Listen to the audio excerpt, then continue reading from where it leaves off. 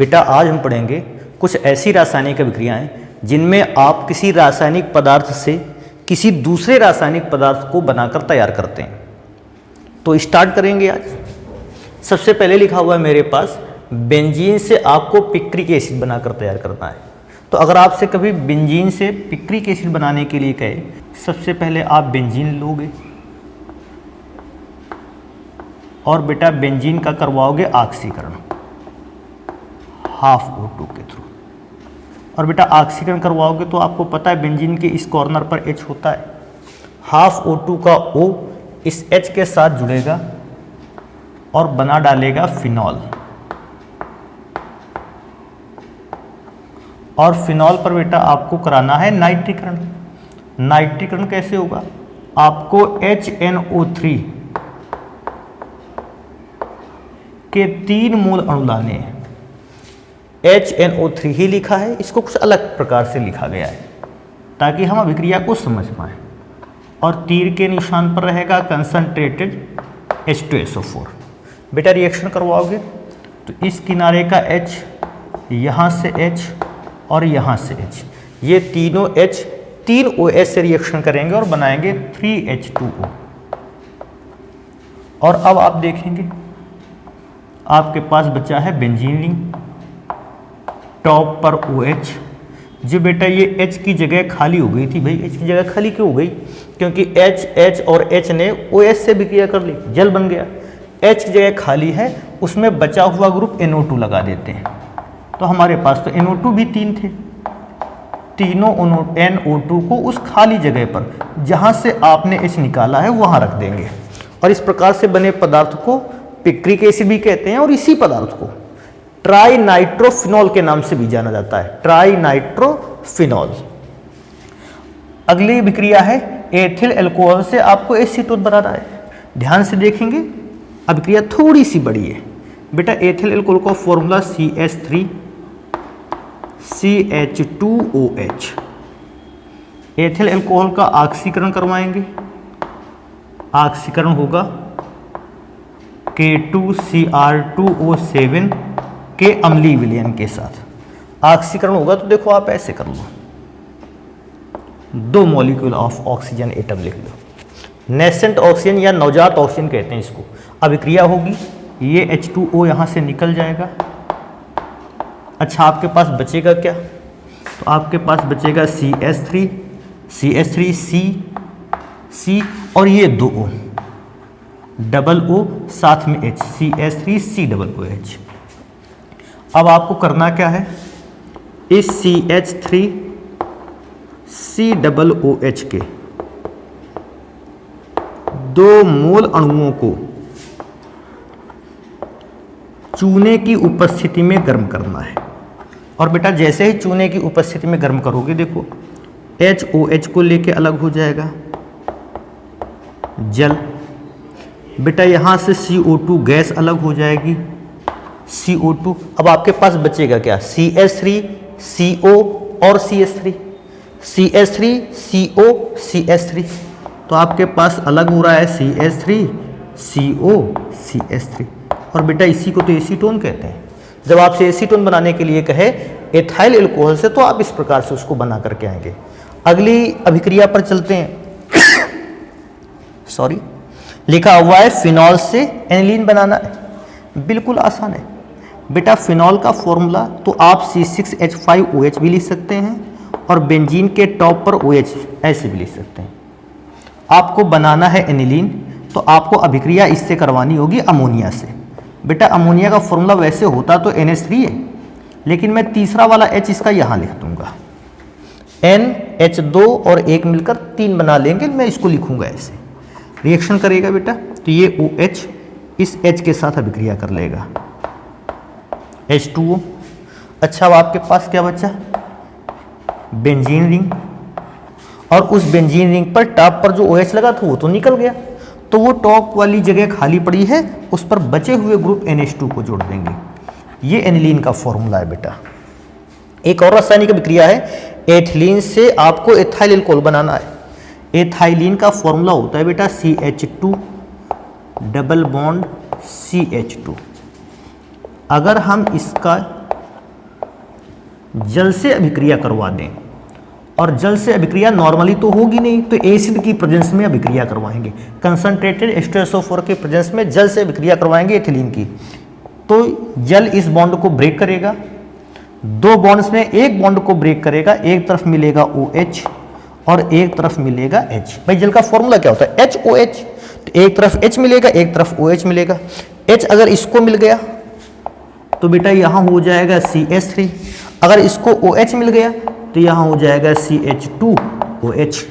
आपने एथिलीन से ethyl alcohol को बना लिया है। नेक्स्ट रिएक्शन पे चलेंगे। लिखा है एथेनॉल क्लोराइड से एथिल एसीटेट।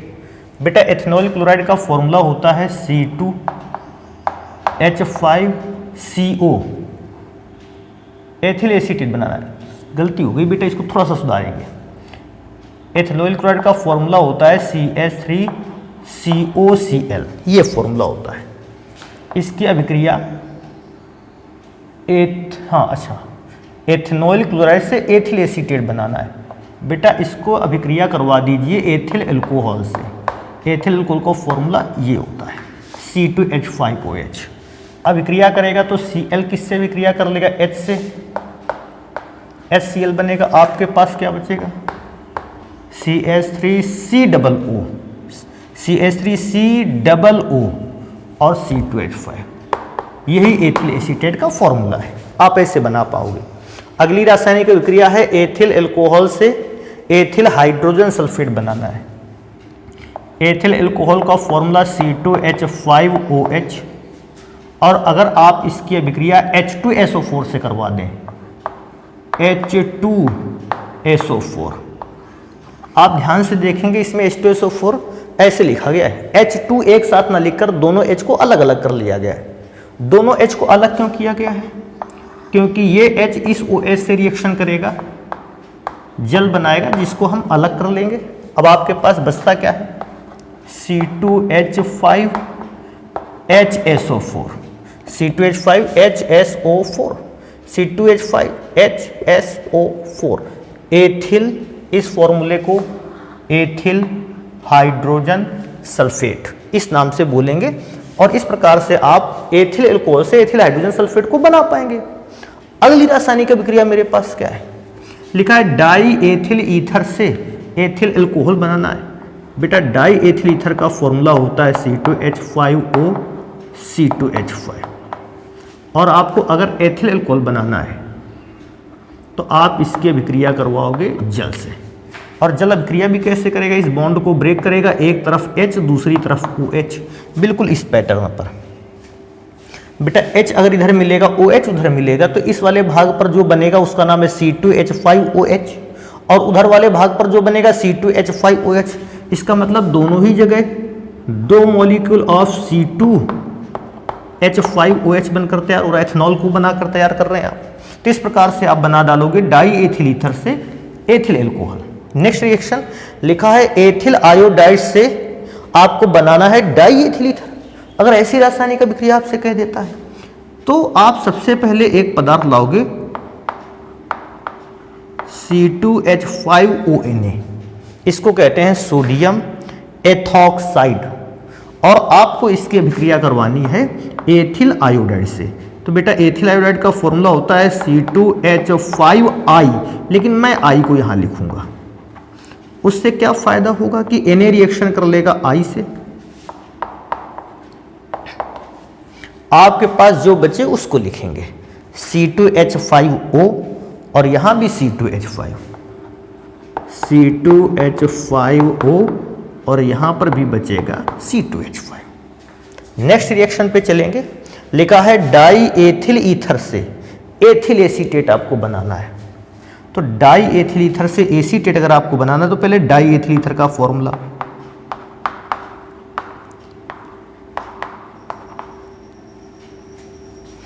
एथिल एसीटेट बनाने के लिए इसको अभिक्रिया करवानी होगी आपको, मैं यहां लिखता हूं, आपको रिएक्शन करवानी होगी CH3COCl से। कहेगा CH3COCl कैसे लिखें, कुछ भी नहीं, यहां लिख देंगे CH3CO, यहां लिख देंगे Cl, लास्ट में क्या बनेगा उसको देखते हैं, C2H5Cl। प्लस। ध्यान से देखिएगा बेटा, CH3 COO, CH3 COO और इसके बाद C2H5, CH3 COO C2H5, ethyl acetate कहते हैं। आगे लिखा हुआ है फिनॉल से आपको बनाना है बेंजोक्विनोन, इंपॉर्टेंट रिएक्शन है ये बेटा, फॉर्मूला है फिनॉल का। मैं नीचे भी एक H लिखे लेता हूँ पैरा पोजीशन का, जिसको मुझे अभिक्रिया में दिखाना है। आप रिएक्शन करवाओगे, उत्प्रेरक रहेगा CrO2Cl2 क्रोमिल क्लोराइड, ये बनाकर तैयार करेगा नवजात ऑक्सीजन के 2 मोल। अब 2 मोल नवजात ऑक्सीजन रिएक्शन कैसे करेगा इसको ध्यान देते हैं। सबसे पहले ये OH इस H को लेके अलग हो जाएगा। अगर H OH को लेके अलग होता है H2O, अब ऊपर भी जगह खाली, नीचे भी जगह खाली, ऊपर और दोनों नीचे जगह खाली होने पर ऊपर भी एक O लग जाएगा, नीचे भी एक O, 2 O हैं, एक ऊपर लग गया एक नीचे लग गया। तो देखो अब एक काम करेंगे हम इसमें, जो हम काम करने वाले हैं वो ये काम करने कि बेंजीन के जो रिंग था ये स्ट्रक्चर कुछ इस फॉर्म में चेंज हो जाएगा। क्यों फॉर्म में चेंज हो जाएगा? रीजन है कार्बन के साथ अगर डबल बॉन्ड यहाँ लग गया है तो फिर तीसरा बॉन्ड ये हो गया, चौथा बॉन्ड ये हो गया, और अगर ये तीसरा और ये चौथा बॉन्ड हो गया तो ना तो यहाँ डबल बॉन्ड हो सकता है ना यहाँ डबल बॉन्ड हो सकता है। सेम अगर कार्बन के साथ डबल बॉन्ड यहाँ लग गया तो O और O हो गए हैं, डबल बॉन्ड हो गया, तीसरा ये वाला बॉन्ड हो गया, चौथा ये, तो ना तो यहाँ डबल बॉन्ड आ सकता है ना यहाँ, इसलिए बचे हुए डबल बॉन्ड्स को आपने यहाँ लगाया है। तो इस प्रकार से बनता है बेंजोक्विनोन। और मैं क्या सोचता हूँ कि आप इसको नोट करेंगे। अभी और भी रासायनिक अभिक्रिया हैं जिनको मैं लिखता हूँ फिर यहाँ पे। अगली रासायनिक अभिक्रियाओं पर आ जाते हैं बेटा। अगली रासायनिक अभिक्रिया लिखी है, क्लोरोबेंजीन से आपको फिनॉल बनाना है। क्लोरोबेंजीन का फॉर्मूला C6H5Cl। अगर बेटा आप इस पर क्षार की अभिक्रिया करवा देते हो, क्षार में आप NaOH भी ले सकते हो, KOH भी। आप NaOH अगर ले रखे हैं तो NaCl बनेगा, और इसके बाद आपके पास जो बचेगा वो है C6H5OH, और इस C6H5OH को ही कहते हैं फिनॉल। अगली रासायनिक अभिक्रिया कह रहा है ग्रिग्नार्ड रिएजेंट से आपको 3 डिग्री एल्कोहल, तृतीयक एल्कोहल बनाना है। तो सबसे पहले इस रिएक्शन को कंप्लीट करने के लिए आप एसीटोन को लोगे और उसकी अभिक्रिया आप कराएंगे ग्रिग्नार्ड रिएजेंट से, CH3MgBr। बेटा अगर रिएक्शन होगा, ध्यान से देखिएगा, इस बॉन्ड को तोड़ेंगे और इस डबल में से एक बॉन्ड को तोड़ते हुए इधर CH3 यहाँ MgBr। देखो लिखने का तरीका, सबसे पहले CH3CCH3, अर्थात आपने इन पीछे वाले भागों को में तो बिल्कुल भी नहीं चेंज किया। बॉन्ड के टूटने से नुकसान कार्बन और ऑक्सीजन दोनों को हुआ था, तो कार्बन के बॉन्ड की भरपाई CH3 से होगी, कार्बन के बॉन्ड की भरपाई CH3 से हुई, और ऑक्सीजन के बॉन्ड की भरपाई होगी MgBr से, तो ऑक्सीजन के बॉन्ड की भरपाई होगी MgBr से। लास्ट स्टेप है, हमको इस प्राप्त पदार्थ का जल अपघटन कराना है। मैं यहाँ लिख भी देता हूँ, देखो ऐसे, जल अपघटन कराना है। बेटा जल अपघटन कराओगे तो जल को H यहाँ दोगे, OH यहाँ लिखोगे। जल का फॉर्मूला H2 होता है, HOH भी उसी को लिख लेते हैं। आपके पास जो ये पदार्थ बनेगा ये क्या बनेगा? MgOHBr, magnesium hydroxy bromide. और आपके पास क्या बचेगा? देखो ये कार्बन, और इस कार्बन पर 3 जगह तो CH3 लगा हुआ है, और चौथी जगह पर OH, ये है टर्सरी अल्कोहल। लिखा है बेंजोइक एसिड से एनिलीन बनाना है। बेटा बेंजोइक एसिड को देखो ऐसे लिख सकते हो, आप स्ट्रक्चर वैसा भी बना सकते हो स्ट्रक्चर फॉर्म में, आप उसको मॉलिक्यूलर फॉर्म में भी लिख सकते हो। बेंजोइक एसिड का formula C double bond O OH, ये बेंजोइक एसिड का फॉर्मूला होता है। आप ऐसे भी लिख सकते थे COOH एक साथ। बेटा सबसे पहले इसकी अभिक्रिया करवाएंगे अमोनिया से, तो अमोनिया को कैसे लिखेंगे HNH2। अभिक्रिया करेंगे तो OH H के साथ अभिक्रिया कर लेगा, जल बनाएगा, और आपके पास जो पदार्थ बनेगा वो बनेगा C6H5CO C6H5CO, और ये जगह जो OH निकल गया था यहाँ से, जगह जो खाली हो गई थी उसकी जगह पर NH2 को रख देंगे, बेंजनामाइड कहते हैं, और इस पर अभिक्रिया करवाएंगे Br2 + 4KOH से। अगर आपने नाम से आने वाली रासायनिक अभिक्रियाओं को पढ़ा है, एक रासायनिक अभिक्रिया थी हाफमैन ब्रोमाइड अभिक्रिया या हाफमैन ब्रोमेमाइड अभिक्रिया। उस हाफमैन ब्रोमेमाइड अभिक्रिया में इस तरह के पदार्थ की अभिक्रिया Br2 + 4KOH से कराई गई थी। और आप जानते थे उसमें लिखा हुआ था कि जब किसी एमाइड यौगिक को हाफमैन ब्रोमाइड अभिक्रिया में यूज करते हैं तो उस यौगिक से ये CO वाला पार्ट अलग हो जाता है। बनता क्या है C6H5NH2 एनिलीन। आपकी इच्छा है तो हाफमैन ब्रोमाइड अभिक्रिया में KBr बनता था, और हाफमैन ब्रोमाइड अभिक्रिया में K2CO3 भी बनता था, और साथ में बनता था जल। आप इच्छा करते हैं आप इसको लिख भी सकते हैं, आपका मन नहीं है आप बिल्कुल मत लिखिएगा, उसको कोई भी जरूरत नहीं है उस समय। लेकिन आपको याद रखना है ये रिएक्शन इसके बाद हाफमैन ब्रोमेमाइड अभिक्रिया है। नेक्स्ट पे चलेंगे, लिखा एसीटैल्डिहाइड से एसीटोन बनाना है।